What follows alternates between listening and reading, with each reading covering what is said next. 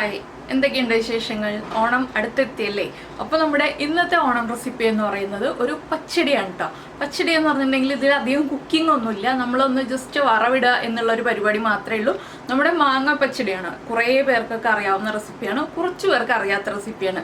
അപ്പോൾ നമ്മൾ ഇതുവരെ ചെയ്യാത്ത റെസിപ്പി ആയിരുന്നു. അപ്പോൾ ഞാൻ വിചാരിച്ചു എന്തായാലും ഓണമൊക്കെ അടുത്ത് വരുമ്പോൾ നമ്മൾ ഏറ്റവും ഈസി ആയിട്ടുള്ള റെസിപ്പി ചെയ്യണമല്ലോ, അപ്പോൾ മാങ്ങ പച്ചടി ആവട്ടെ എന്ന് വിചാരിച്ചു. അപ്പോൾ നമുക്ക് എങ്ങനെയാണ് നമ്മുടെ മാങ്ങ പച്ചടി തയ്യാറാക്കുന്നതെന്ന് നോക്കാം. നമുക്ക് നമ്മുടെ ഇൻഗ്രീഡിയൻസ് നോക്കാം. നമ്മളിപ്പോൾ ഈ വലിപ്പത്തിലുള്ള ഒരു മാങ്ങ എടുത്തിട്ടുണ്ട്. അതിലേക്കായിട്ടൊരു 1/2 കപ്പ് തൈര് എടുത്തിട്ടുണ്ട്. എരിവുള്ള പച്ചമുളകാണെങ്കിൽ 1 പച്ചമുളക് എടുക്കുക, എരിവ് കുറഞ്ഞ പച്ചമുളകാണെങ്കിൽ 2 പച്ചമുളക് എടുക്കുക, ഒരു തണ്ട് കറിവേപ്പില, പിന്നെ ഒരു 4 ടേബിൾ സ്പൂൺ തേങ്ങ എടുത്തിട്ടുണ്ട്. അപ്പോൾ പുളി കൂടുതലുള്ള തൈരാണെങ്കിൽ 1/2 കപ്പ് മതി, പുളി കുറവുള്ള തൈരാണെങ്കിൽ 1/4 കപ്പ് വരെ എടുക്കാം കേട്ടോ. നമ്മുടെ കയ്യിലുള്ള തൈരിൻ്റെ പുളി അനുസരിച്ചാണ് നമ്മൾ തൈര് ചേർക്കേണ്ടത്.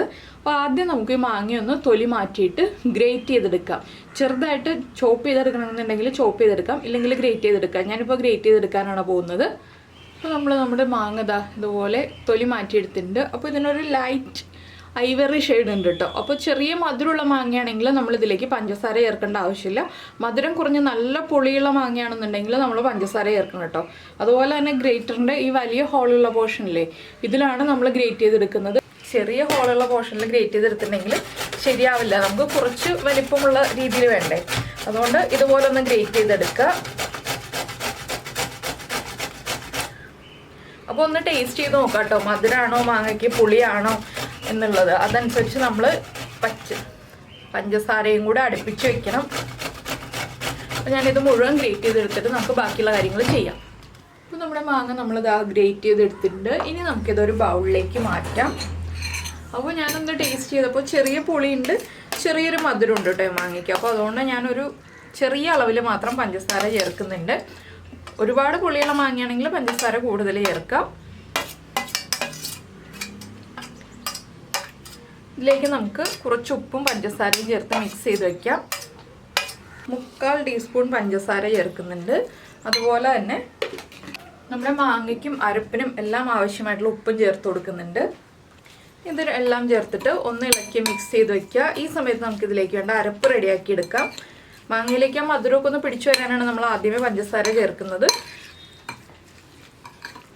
ഇനി അരപ്പിനായിട്ട് നമ്മൾ മിക്സിയുടെ ജാർ എടുക്കുക. ഇതിലേക്ക് നമ്മൾ എടുത്തു വെച്ചിരിക്കുന്ന തേങ്ങ ചിരവിയത്, അതുപോലെ തന്നെ 2 പച്ചമുളക്, പിന്നെ നമ്മുടെ തൈര് ചേർത്താണ് നമ്മൾ അരയ്ക്കാൻ പോകുന്നത്. അപ്പോൾ കുറച്ച് തൈര് ആദ്യം ചേർക്കുക, പിന്നെ അരഞ്ഞു വരുന്നില്ല എന്നുണ്ടെങ്കിൽ ബാക്കിയുള്ള തൈര് ചേർത്ത് കൊടുക്കാം. ഇതൊന്ന് അരഞ്ഞു വന്നിട്ട് വേണം നമ്മൾ കടുക് ചേർക്കാനായിട്ട്. അപ്പോൾ നമ്മുടെ തേങ്ങ നന്നായിട്ട് അരച്ചെടുത്തിട്ടുണ്ട്. വെള്ളം ചേർക്കരുത് കേട്ടോ. വെള്ളം ചേർത്ത് അരച്ചിട്ടുണ്ടെങ്കിൽ നമ്മുടെ കറിയുടെ കൺസിസ്റ്റൻസി മാറിപ്പോവും. ഇനിയിപ്പോൾ നമുക്കിതിലേക്കൊരു 1/2 ടീസ്പൂൺ കടുക് ചേർത്ത് കൊടുക്കാം. കടുകൊന്ന് പൊട്ടി വരാനേ പാടുള്ളൂ, രണ്ടായിട്ടൊന്ന് വിട്ട് വരുന്ന രീതിയിൽ ഒന്ന് ചതഞ്ഞ് കിട്ടാനേ പാടുള്ളൂ. കുറച്ചുകൂടി ഞാൻ തൈര് ചേർക്കുന്നുണ്ട്. എന്താണെന്ന് വെച്ചാൽ ഈ കടുകും കൂടി ഒന്ന് മിക്സായി കിട്ടാനായിട്ട് നമ്മൾ കുറച്ചുകൂടി തൈര് ചേർക്കുക. ഇനി ഒന്ന് കടുകും കൂടി ഒന്ന് അരച്ചെടുക്കുക, അരയരുത്, ഒന്ന് ചതച്ചെടുക്കുക. ഇപ്പോൾ നമ്മുടെ കടുകും കൂടി ഒന്ന് ചതഞ്ഞ് കിട്ടിയിട്ടുണ്ട്. ഇത് കണ്ടോ, കടുകൊക്കെ ഒന്ന് അരഞ്ഞ പോലെ ആയിട്ടുണ്ട്, പക്ഷെ ഫൈനായിട്ട് അരിഞ്ഞിട്ടില്ല. ഇനി നമുക്കിത് നമ്മൾ എടുത്തു വച്ചിരിക്കുന്ന നമ്മുടെ മാങ്ങയിലേക്ക് ചേർത്ത് കൊടുക്കാം. അപ്പോൾ നമ്മുടെ വളരെ ഈസി ആയിട്ടുള്ള മാങ്ങ കറി റെഡി ആയി കഴിഞ്ഞു. ഏറ്റവും ഈസി അല്ലേ ഈ ഒരു റെസിപ്പിയൊക്കെ? നമ്മൾ സദ്യ ഉണ്ടാക്കുന്നതിന് തൊട്ട് മുന്നേ അന്ന് രാവിലെ മാത്രം റെഡിയാക്കുക കേട്ടോ, നേരത്തെ റെഡിയാക്കി വെക്കരുത്. പിന്നെ ബാക്കി ഉണ്ടെങ്കിൽ ഫ്രിഡ്ജിലെടുത്ത് വെക്കണം, ഇല്ലെങ്കിൽ മോശമായി പോവും. അപ്പോൾ കണ്ടോ, ഇനി നമുക്കിതിലേക്ക് വറവിടുക എന്നുള്ളൊരു പരിപാടിയും കൂടി ഉള്ളൂ. വെള്ളം ഒട്ടും തന്നെ ചേർക്കാതെ നമ്മൾ തൈര് ചേർത്ത് അരച്ചതുകൊണ്ട് നല്ല തിക്കായിട്ടുള്ള കൺസിസ്റ്റൻസി ആയിട്ടുണ്ട്. നമ്മൾ ഇലയിലെ വിളമ്പാണെങ്കിൽ അതുപോലെ തന്നെ നിൽക്കും. അപ്പോൾ ഞാൻ ഇതിലേക്ക് ഇനി വറവിടട്ടെ, അത്രയേ ഉള്ളൂ പരിപാടി. ഉപ്പൊക്കെ ഒന്ന് ചെക്ക് ചെയ്യുക, ഉപ്പ് കറക്റ്റ് അല്ലെങ്കിൽ ഉപ്പ് കറക്റ്റ് ആക്കുക, മധുരം കറക്റ്റ് അല്ല എന്നുണ്ടെങ്കിൽ മധുരവും കൂടി ചേർത്ത് കൊടുക്കുക. അത്രയേ ഉള്ളൂ കേട്ടോ. അപ്പോൾ എന്തായാലും എല്ലാവരും ട്രൈ ചെയ്ത് നോക്കുക, വളരെ ഈസി ആയിട്ടുള്ള റെസിപ്പിയാണ്. അപ്പോൾ നമുക്കിനി വറവിട്ടെടുക്കാം. അപ്പോൾ നമ്മൾ വറവിടാനായിട്ട് ഒരു പാൻ വെച്ചിട്ടുണ്ട്. ഇതിലേക്ക് നമുക്ക് വെളിച്ചെണ്ണ ചേർക്കാം. കുറച്ച് വെളിച്ചെണ്ണ മതി കേട്ടോ, ഒരുപാട് വെളിച്ചെണ്ണയൊന്നും വേണ്ട. ഒരു 1/2 ടീസ്പൂൺ മാക്സിമം, അത്രയും മതി. ഇനി വെളിച്ചെണ്ണ ഒന്ന് ചൂടായി തുടങ്ങുമ്പോൾ നമ്മുടെ കടുകുണ്ടല്ലോ, ഒരു 1/2 ടീസ്പൂൺ കടുക് ചേർത്ത് കൊടുക്കുക. 1/2 ടീസ്പൂൺ മതി, ചെറിയ ക്വാണ്ടിറ്റി അല്ലേ ഉള്ളൂ. ഇനി കടുകൊന്ന് പൊട്ടി വരട്ടെ. അപ്പോൾ നമ്മുടെ കടുക് പൊട്ടിക്കൊണ്ടിരിക്കുന്നുണ്ട്. നമുക്കിതിലേക്ക് ഒരു 3-4 ഉലുവയും കൂടി ചേർത്ത് കൊടുക്കാം. 3-4 മതി കേട്ടോ, അതിൽ കൂടുതൽ വേണ്ട, ഒരു 1/4 ടീസ്പൂൺ പോലും വേണ്ട. പിന്നെ വേണ്ടത് നമുക്ക് വറ്റൽമുളകാണ്. 2 വറ്റൽമുളക് ഞാൻ എടുത്തിട്ടുണ്ട്. വറ്റൽമുളകൊന്ന് ചെറുതാക്കിയിട്ട് ചേർത്ത് കൊടുക്കുക. എന്താണെന്ന് വെച്ചിട്ടുണ്ടെങ്കിൽ നമ്മൾ പുളിശ്ശേരിയിലൊക്കെ ചേർക്കുന്ന പോലെ 2 ആയിട്ട് ചേർക്കുക, അത് ഒന്നുകൂടി ഒന്ന് ചെറുതാക്കിയിട്ട് ചേർക്കുക. പിന്നെ നമ്മുടെ കറിവേപ്പിലയും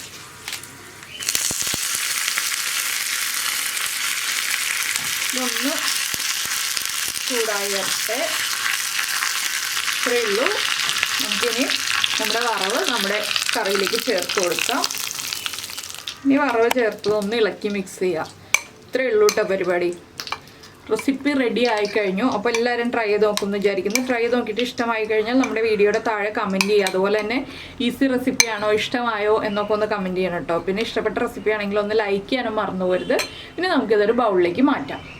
അപ്പോൾ നമ്മുടെ റെസിപ്പി ഇതാ നമ്മൾ ബൗളിലേക്ക് മാറ്റിയിട്ടുണ്ട്. അപ്പോൾ എന്തായാലും ഒരു മാങ്ങ മാത്രം മതി. നിങ്ങളെല്ലാവരും ഈ ഒരു റെസിപ്പി ഒന്ന് ട്രൈ ചെയ്ത് നോക്കൂ. നന്നായിട്ട് ഇഷ്ടപ്പെടും. നല്ലൊരു ടേസ്റ്റാണ്. ഈ വീഡിയോയിൽ കാണുന്നതിനേക്കാൾ കൂടുതൽ ഭംഗി ഉണ്ടാവും കേട്ടോ നേരിട്ട് കാണുമ്പോൾ. അതുപോലെ തന്നെ നല്ല ടേസ്റ്റുമാണ്. അപ്പോൾ എല്ലാവരും ട്രൈ ചെയ്ത് നോക്കുമെന്ന് വിചാരിക്കുന്നു. നമുക്ക് നമ്മുടെ അടുത്ത റെസിപ്പിയുമായിട്ട് അടുത്ത ദിവസം വീണ്ടും കാണാം.